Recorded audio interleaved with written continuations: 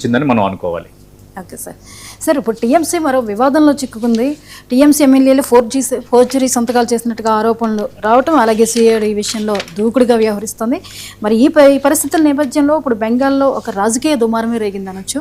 మరి టీఎంసీ పరిస్థితి ఏంటి సార్? అంటే ఇక్కడ తృణమూల్ కాంగ్రెస్ ఒక రకంగా మమతా బెనర్జీని ఫైర్ బ్రాండ్ అంటారు.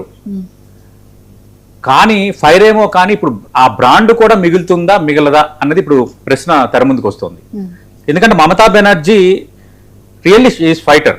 సరే, టీఎంసీ పాలన ఎలా అందించింది, ఆమె ఎలా వ్యవహరించింది అనేది రెండో అంశం.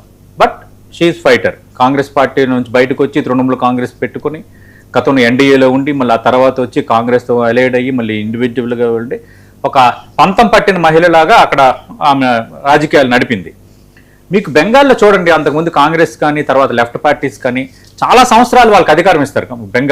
బెంగాలీలో ఎట్లా ఉంటుందంటే ఏదో 5 ఏళ్ళకి ఇచ్చి మళ్ళీ మిమ్మల్ని టెస్ట్ చేసి ఇంకొకరిని గెలిపించే వాతావరణం అరుదు. ఈమె కూడా అలాగే చాలా సంవత్సరాలు పరిపాలన అందించారు. ఇప్పుడు బీజేపీ కూడా ఫ్యూచర్లో ఛాన్స్ ఉండొచ్చు. ఇది ఒక అంశం. ఇప్పుడు మమతా బెనర్జీ రాజకీయంగా ఎప్పుడూ ఎదుర్కోలేని పరిస్థితిని ఎదుర్కొంటున్నారు. ఒకటి ఘోర ఓటమి, 2 భారతీయ జనతా పార్టీ అక్కడ అడుగు పెట్టడం, భారతీయ జనతా పార్టీ అడుగుపెట్టిన తర్వాత కొన్ని పరిణామాలు చోటు చేసుకుంటుండడం, రెండోది అంతకు మించి తృణమూల్ కాంగ్రెస్ పార్టీలో అంతర్గతంగా చోటు చేసుకుంటున్న పరిణామాలు. 28 మంది ఎంపీలు ఉన్న తృణమూల్ కాంగ్రెస్లో 20 మంది ఎంపీలు ఇప్పుడు ఎన్డీఏలోకి వెళ్ళిపోతున్న వాతావరణం క్రియేట్ అయిపోయింది.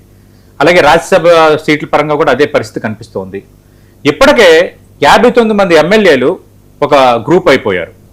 సేమ్ మహారాష్ట్రలో లాగా ఇప్పుడు తృణమూల్ కాంగ్రెస్కి సంబంధించి రేపొద్దున ఈమె అధ్యక్షురాలకు కూడా కాకపోవచ్చేమో, అలాంటి పరిణామం కూడా చోటు చేసుకుంటుందని విశ్లేషకులు అంటున్నారు. అది అంశం. అసలు పాయింట్కి వద్దాం. ఇప్పుడు మమతాకి అంటారు కదా, ముందు నుయ్యి వెనక్కి గొయ్యి అన్నట్టుగా వాతావరణం ఉంది. ఆల్రెడీ ఎంపీలు వెళ్ళిపోయారు, పార్టీ ఎమ్మెల్యేలు వెళ్ళిపోయారు, అటు సఫాకేషన్ ఎదుర్కొంటున్నారు, కేసులు చుట్టుముట్టుతున్నాయి, అభిషేక్ బెనర్జీ మేనల్కి సంబంధించి కేసులు చుట్టుముడుతున్నాయి. ఒక రకంగా విపరీతమైన ఉక్కపోతకు గురవుతున్నారు రాజకీయంగా ఆమె. ఇక్కడ రెండో అంశం ఏంటంటే లేటెస్ట్గా సిఐడి సోదాలకు సంబంధించిన అంశం ఇప్పుడు ఇష్యూ ఇదవుతోంది. సెంట్రల్ కార్యాలయం వద్ద సిఐడి అధికారులు హఠాత్తుగా ఎందుకు ప్రత్యక్షమయ్యారన్న అంశం. ఇక్కడ ఏమైందంటే ఎన్నికలైపోయిన తర్వాత తృణమూల్ కాంగ్రెస్ అక్కడ సెకండ్ హైయెస్ట్ పార్టీకి వచ్చింది కాబట్టి భారతీయ జనతా పార్టీ తర్వాత పార్టీ అధికారికంగా వాళ్ళకు ఒక నేతను ఎంచుకోవాలి కదా. మమతా బెనర్జీ ఓడిపోయారు.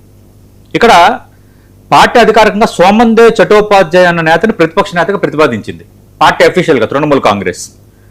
దీనిపైన అసంతృప్తి వ్యక్తం చేసిన కొందరు ఎమ్మెల్యేలు తిరుగుబాటు చేశారు. క్రమశిక్షణను ధిక్కరించి 80 మంది టీఎంసీ ఎమ్మెల్యేల్లో 58 మంది మేము ఇతను ఒప్పుకోము, మీరు ప్రతిపక్ష నేతగా ఈయన మీరు ప్రతిపాదిస్తున్నారు, సోమందే చటోపాధ్యాయని మేము ఒప్పుకోమంటూ రితబ్రత బెనర్జీ వైపు నిలబడడం రాజకీయ వర్గాలు కలకలం రేపింది. ఈ వ్యవహారం పైన ఎఫ్ఐఆర్ నమోదయ్యి సిఐడి దర్యాప్తు దారి తీసింది. మీరు అడగొచ్చు ఎఫ్ఐఆర్ ఎందుకు నమోదైంది, ఎమ్మెల్యేలు ఇటు వెళ్తే అని. ఇక్కడ సమస్య ఏంటంటే సోమందే చటోపాధ్యాయకి పూర్తిస్థాయి మద్దతు ఉంది అన్న అంశాన్ని అభిషేక్ బెనర్జీ పార్టీ టీఎంసీ కీలక నేత ప్రస్తావించారు. మద్దతుగా ఉన్న ఎమ్మెల్యేల లిస్టుని ఆయన పొందుపరిచే నేపథ్యంలో అక్కడ ఒక 15 పేర్లు బ్లాక్ ఇంకుతో రాస్తున్నాయండి. సమస్య ఏంటంటే ఈ బహిష్కృత ఎమ్మెల్యేల పేర్లు కూడా అందులో ఉన్నాయనేది ఇప్పుడు ఇష్యూ తెర ముందుకు వచ్చింది. ఆ తెర ముందుకు ఎందుకు వచ్చిందంటే ఇక్కడ చూడండి, స్పీకర్కి మొత్తం 80 మంది ఎమ్మెల్యేలు 70 మంది ఎమ్మెల్యేలు సంతకాలు సమర్పించారు. అందులో 14 మంది సంతకాలు బ్లాక్ లెటర్స్లో ఉన్నాయి. అయితే 2 టీఎంసీ ఎమ్మెల్యేలు ఏం చేశారంటే వాళ్ళు మళ్ళీ స్పీకర్కి ఫిర్యాదు చేశారు. ఏమని చేశారు, ఈ తీర్మానం మొత్తం కల్పితం, ఇందులో సమ్మతి లేకుండా వాళ్ళ ప్రమేయం లేకుండా వాళ్ళ సంతకాలను కొందరు ఫోర్జరీ చేశారు అని ఒక 2 టీఎంసీ ఎమ్మెల్యేలు ఫిర్యాదు చేశారు. ఈ ఫిర్యాదు నేపథ్యంలో ఈ నకిలీ తీర్మానం పైన బెంగాల్లో దుమారం రేగింది. ఈ నకిలీ తీర్మానం చేశారు, నిజంగా సంతకాలు ఫోర్జరీయా ఏంటన్న దర్యాప్తుకు సంబంధించి ఇప్పుడు సిఐడి రంగంలో దిగిన వాతావరణం క్రియేట్ అయింది. ఒక రకంగా మమతా చాలా టఫ్ టైం ఎదుర్కొంటున్నారు రాజకీయంగా. మరి రేపు పొద్దున్న ఎంతవరకు నిలబడగలుగుతారనేది కొంచెం చెప్పలేం. ఎందుకంటే పార్టీ నేతలు చేజారిపోతున్నారు. అలాగే బెంగాల్లో భారతీయ జనతా పార్టీ అధికారంలోకి వచ్చింది.